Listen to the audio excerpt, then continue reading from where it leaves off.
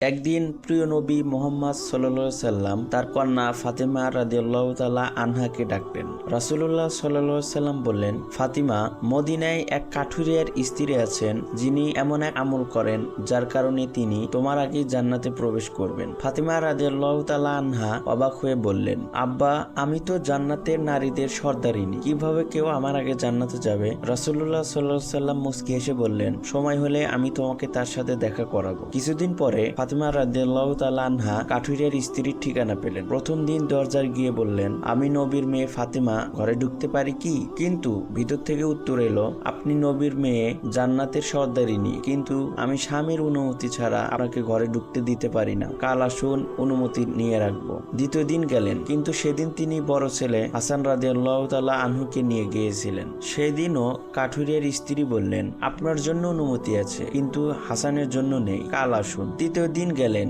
সাথে ছোট ছেলে হোসাইন রাদিয়াল্লাহু তাআলা আনহুকে সাথে নিয়ে গিয়েছিলেন। আবারও কাঠুরিয়ার স্ত্রী বললেন, হোসাইনের জন্য অনুমতি নেই, কাল আসুন। চতুর্থ দিন অবশেষে তিনি স্বামীর অনুমতি অতীত হয়ে ঘরে ঢুকতে পারলেন। ভিতরে ঢুকে ফাতিমা রাদিয়াল্লাহু তাআলা আনহা দেখলেন নারীটি পাশে পানি ভর্তি পাত্র, একটি লাঠি ও দড়ি নিয়ে বসে আছেন। ফাতিমা রাদিয়াল্লাহু তাআলা আনহা বললেন, বোন, এগুলো নিয়ে বসে আছো কেন? কাঠুরিয়ার স্ত্রী বিনম্র কণ্ঠে বললেন, স্বামী ঘরে ফিরলে হয়তো পানি লাগতে পারে, যেন সঙ্গে সঙ্গে দিতে পারি। আর যদি কখনো আমার স্বামী আমার উপর অসন্তুষ্ট হয়ে শাস্তি দিতে চান, লাঠি ও দড়ি যেন খুঁজে কষ্ট না হয়। আমি চাই না তার সামান্য কষ্ট হোক। ফাতিমা রাদিয়াল্লাহু তাআলা আনহা নির্বাক হয়ে গেলেন, এ কেমন স্বামী ভক্তি? ফাতিমা রাদিয়াল্লাহু তাআলা আনহা, তুমি যখন আলীকে পুরনো কাপড় বিক্রি করতে দিয়েছিলে, আল্লাহর এক ফেরেশতা 6 দিরহামে কিনেছিল। তারপর এক ফকির এসে সেই অর্থ চেয়েছিল, আর আলী তা দান করেছিল। আল্লাহ তার বিনিময়ে তাকে 10 গুণ বৃদ্ধি দিয়েছিল।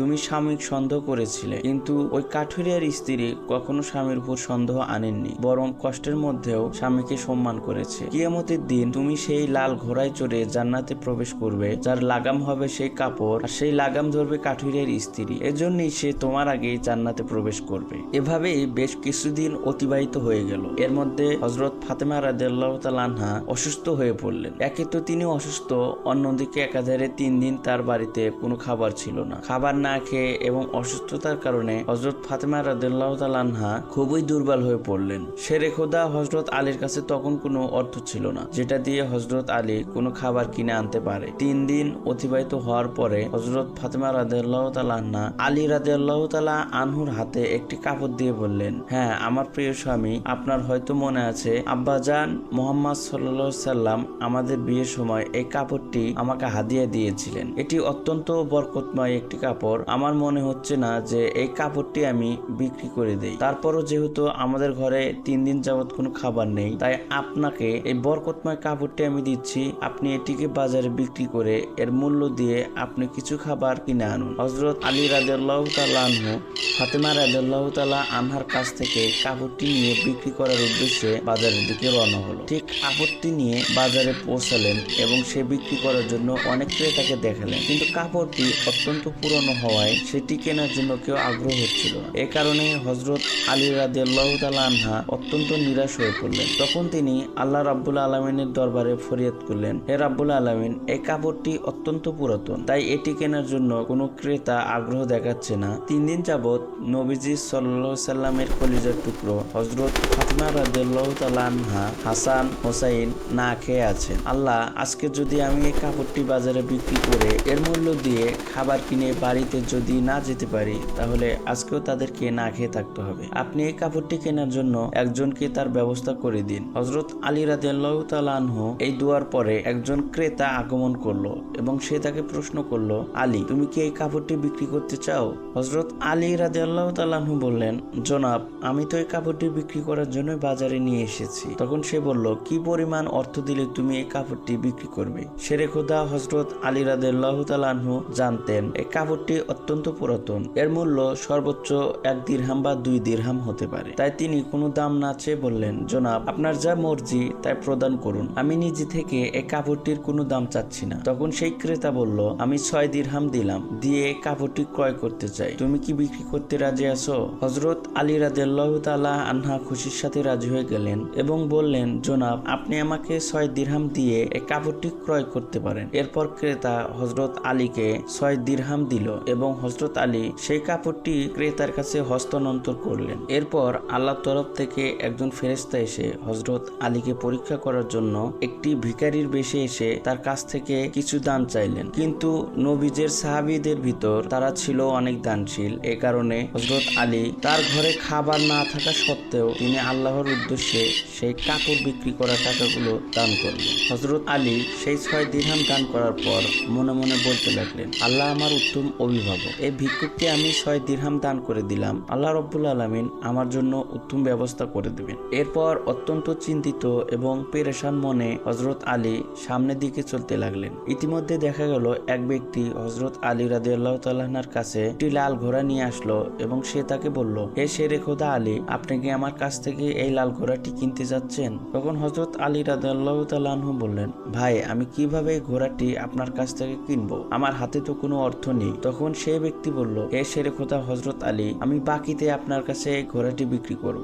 আপনি এই ঘোড়াটি নিয়ে ব্যবসা করুন, এরপর ব্যবসার লাভ হলে আমার মূল্য আমাকে দেবেন। হযরত আলী রাদিয়াল্লাহু তাআলা আনহু ভাবলেন, যেহেতু তিনি বাকিতে আমাকে এই ঘোড়াটি বিক্রি করবেন তাহলে তা নিয়ে আমার সমস্যা কোথায়। অতঃপর হযরত আলী রাদিয়াল্লাহু তাআলা আনহু বললেন, আপনি কত দিরহামের বিনিময়ে এই ঘোড়াটি বিক্রি করবেন? সে ব্যক্তিটি বললেন, আমি 100 দিরহামের বিনিময়ে এই ঘোড়াটি আপনার কাছে বিক্রি করলাম। হযরত আলী রাদিয়াল্লাহু তাআলা আনহু সেই ঘোড়াটি 100 দিরহামের বিনিময়ে ঘোড়াটি নিয়ে নিল। এরপর বিক্রি করার জন্য বাজারে নিয়ে গেলেন। তখন এক ব্যক্তি এসে তাকে জিজ্ঞেস করলেন, হযরত আলী, আপনি কি এই ঘোড়াটি বিক্রি করতে চান? তখন হযরত আলী রাদিয়াল্লাহু তাআলা আনহু বললেন, ভাই আমি তো এই ঘোড়াটি বিক্রি করার জন্য বাজারে নিয়ে এসেছি। সে ব্যক্তি বললেন, আপনি কত দিরহামের বিনিময়ে এই ঘোড়াটি বিক্রি করতে চান? আলী রাদিয়াল্লাহু তাআলা আনহু নিজের থেকে কোনো দাম না বলে সে ব্যক্তিকে বললেন, আপনি কত দিরহামের বিনিময়ে এই ঘোড়াটি কিনতে পারবেন? সে ব্যক্তি বলল, আমি 160 দিরহামের বিনিময়ে আপনার কাছ থেকে এই ঘোড়াটি কিনতে চাই। হযরত আলী চিন্তা করলেন, আমি তো এই ঘোড়াটি 100 দিরহামের বিনিময়ে কিনেছি আর তিনি আমাকে মূল্য দিতে চাইছেন 160 দিরহাম, অতএব এতে আমার 60 দিরহাম লাভ হবে। তখন হযরত আলী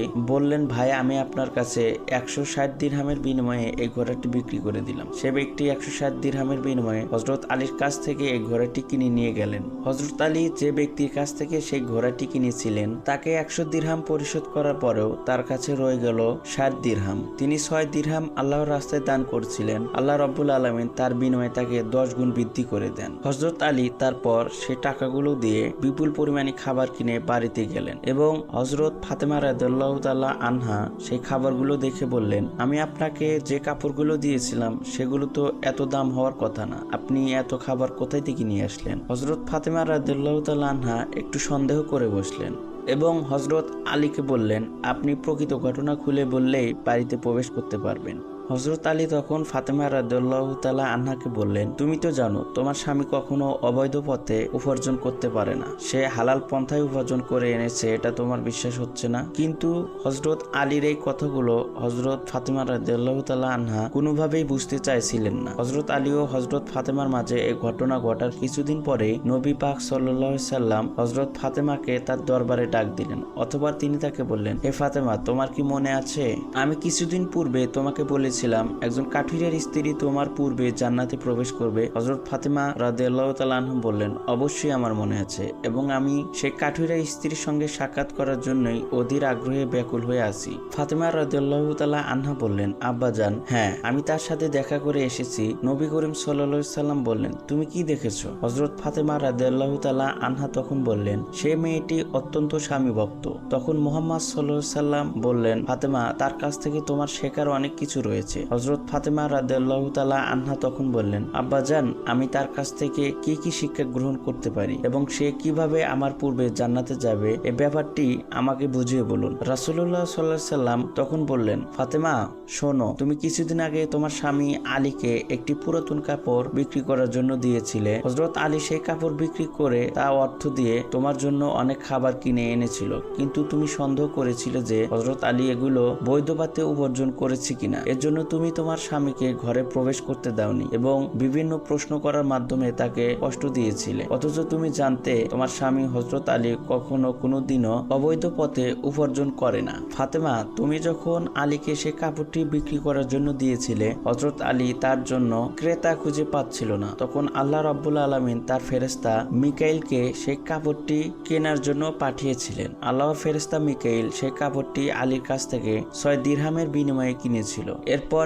একজন ফেরেশতা এসে হযরত আলীর কাছ থেকে সেই 6 দিরহাম ভিক্ষা প্রার্থনা করে আলী সেই 6 দিরহাম আল্লাহর রাস্তায় দান করে দেন। হযরত আলী সে অবস্থায় চিন্তিত হয়ে বাড়িতে ফিরছিল। এমন সময় ফেরেশতা জিবরাইল আলাইহিস সালাম তার কাছে একটি লাল ঘোড়া হযরত আলীর কাছে 100 দিরহামের বিনিময়ে ধারে বিক্রি করে হযরত আলী সেই ঘোড়াটি নিয়ে বাজারে যায় এবং ইসরাফিল ফেরেশতা হযরত আলীর কাছ থেকে সেই ঘোড়াটি 160 দিরহামের বিনিময়ে কিনে নেয়। আল্লাহ রাব্বুল আলামিন 6 দিরহামের বিনিময়ে হযরত আলীকে 10 গুণ বৃদ্ধি করে 160 দিরহাম দিয়ে দেয় এবং সেই অর্থগুলো দিয়েই হযরত আলী তোমাদের জন্য বিপুল পরিমাণ খাবার কিনে এনেছিল। ফাতেমা, শুনে দেখো, যে কাপড়টি হযরত আলী বিক্রি করেছিল, আল্লাহ রাব্বুল আলামিন সেই কাপড়টি জান্নাতে সংরক্ষণ করে রেখেছে এবং যে ঘোড়াটি দিয়ে হযরত আলী ব্যবসা করছিল, সেই ঘোড়াটিও রাব্বুল আলামিন জান্নাতে সংরক্ষণ করে রেখেছেন। কাল কিয়ামতের দিন তুমি যখন জান্নাতে প্রবেশ করবে, তখন তুমি সেই ঘোড়ার উপরে থাকবে এবং সেই কাপড়টি হবে